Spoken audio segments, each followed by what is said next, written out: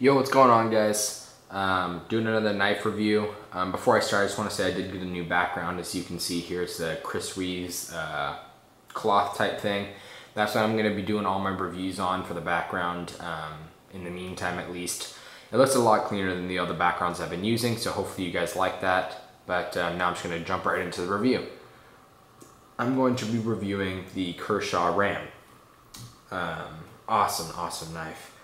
I've steered away from the cheaper knives. If you can see in my first collection video compared to my last, you can see a huge jump in how my collection has kind of gotten more or less of the quantity over quality, but I still had a lot of them, a lot of cheaper knives. But now, especially since my last collection video, I've sold even more and gotten rid of a lot of the cheaper knives, given them away, stuff like that. So if I ever do another one, it'd be changed a lot. But I still have held on to this one out of all of them, or out of most of them at least, because it is just, it's weird. It holds this type of, I don't know, I can't really explain it. The quality is just outstanding for, you know, a production company, and the price point, I think, when they were being made for the sub $50 range. But this knife really is just amazing. It's the reason why I think it's so good is because of the flipping action. That's basically what everyone talks about with these. As you can see, it's literally a flawless action, and the noise is really, it makes a very nice flipping noise with the kind of double click. And the reason why it flips so good is because of the hawk lock that's right here. There's a bunch of videos on YouTube kind of showing you how it works. I'm not really going to go into it too much, but you can kind of see the lock works as the detent, where it kind of, see, and then it's got that. So it's got this, when it's open in the lock position, that's of course that one position, and then when you, oh, can't even do it. I gotta do it with 2 hands. But you can see if you get it from the open position and unlock, pull this down, and then stop it, it locks right here too. It's like this is the detent right here. So the detent is pretty strong, but not, I don't really even know how to explain it. You can see, you would think that it's an intense detent, but it's so easy to flip. It really doesn't take much. You can hear how quiet it opens up if I barely do it.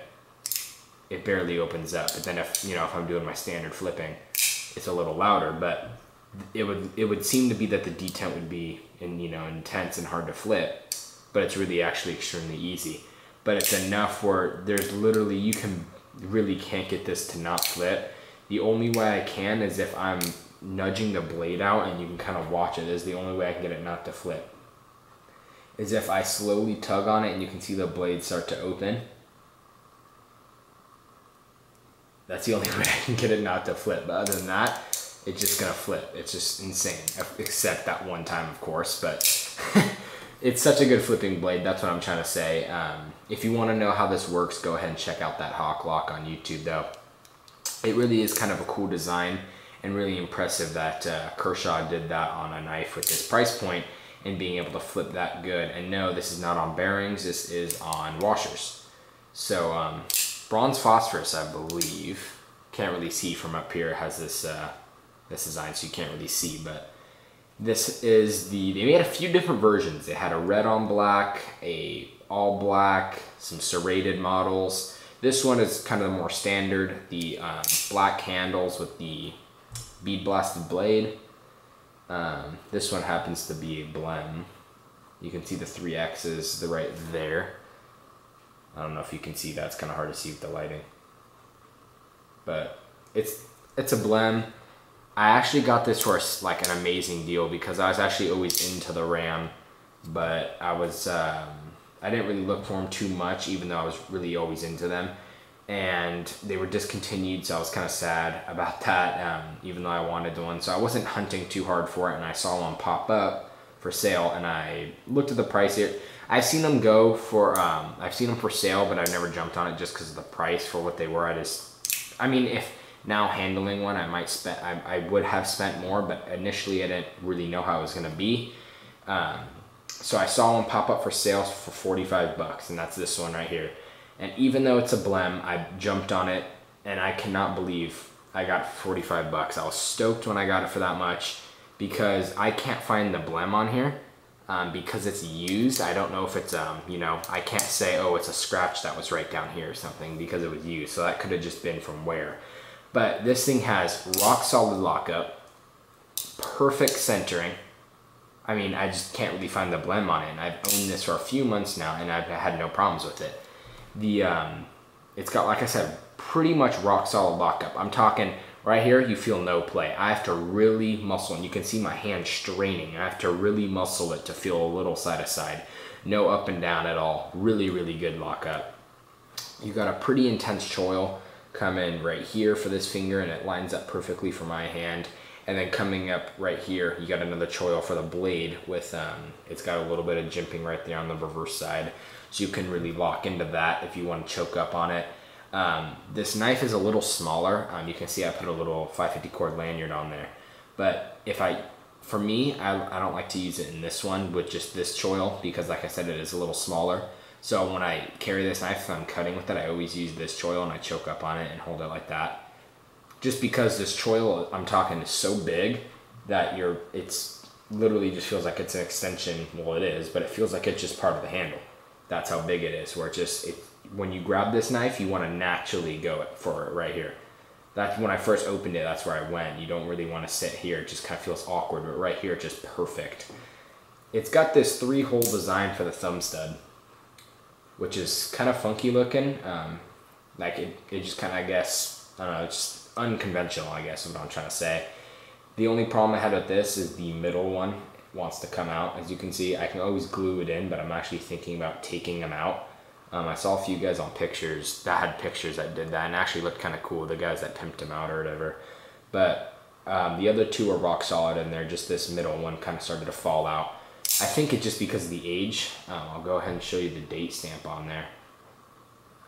If it wants to focus, this small of writing. It is so small, but it says September of 08. So it's a pretty old blade, so that it could have just been over time that's started to fall out, but it's kind of cool. This is the generation of Kershaw's where they still did the date stamp on it where it says 08. I think that's cool. I like when knives do that.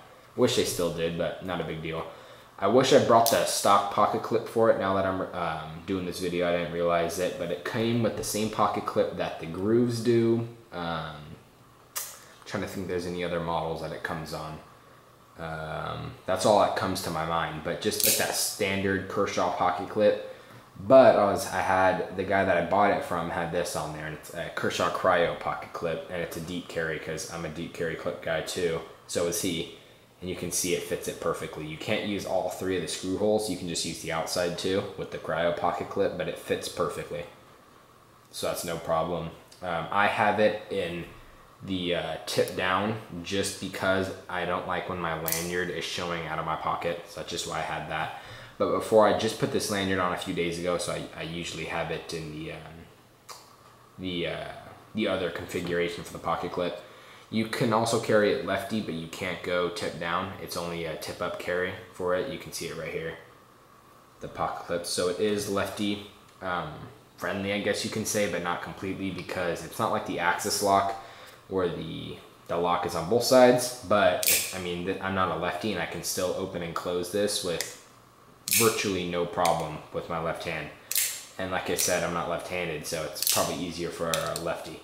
But you can see I can still close this with my left hand. Not as easy, of course, because it's not right on front, but you get the point. If you really like it, you can use it. This has like I said, this one is the black aluminum with a black G10. That's kind of like an overlay, if you can see that there, and then comes to a bead blasted blade. I really want to do a carbon fiber or just some type of high-end material to replace this G10. Because like I said, I like this knife a lot, so I'm actually down to spend a little money on it. I don't want to do anything that can permanently damage it, not damage it, but alter it, like acid stone washing the blade or something, just because these are discontinued. So I don't really want to mess with the original look, because I can always put the stock scale back on. So I think I want to do some type of carbon fiber. That'd be pretty cool.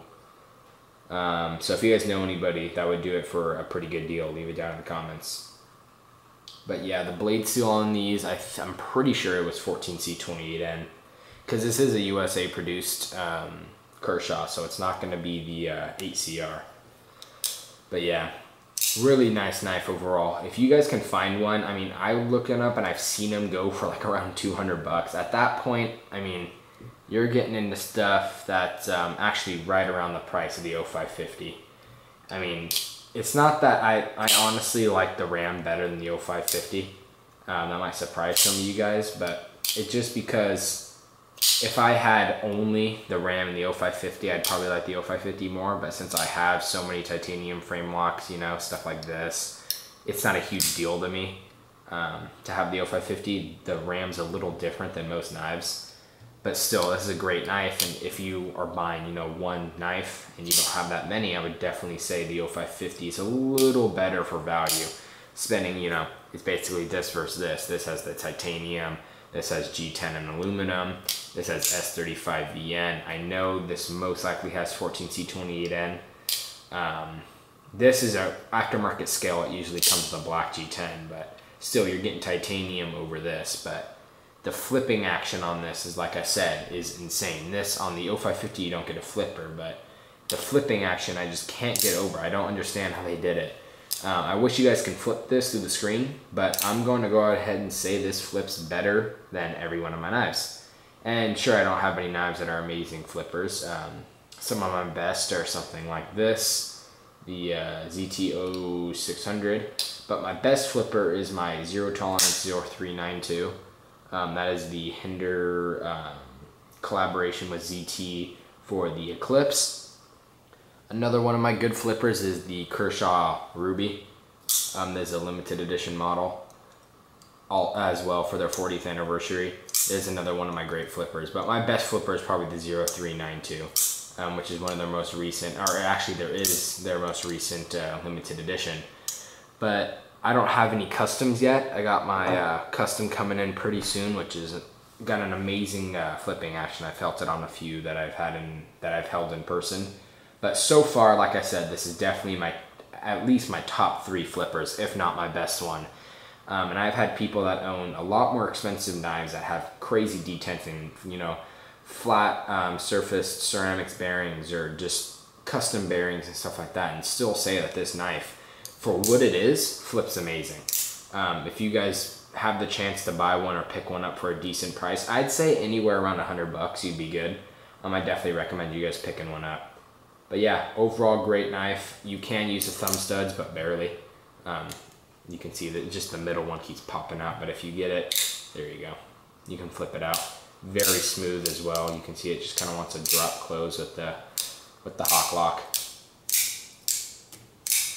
That is probably extremely annoying to listen to, but it's extremely fun. So I definitely recommend you guys pick one of these up if you can. And yeah, that's basically it for this video. Please comment, rate, subscribe.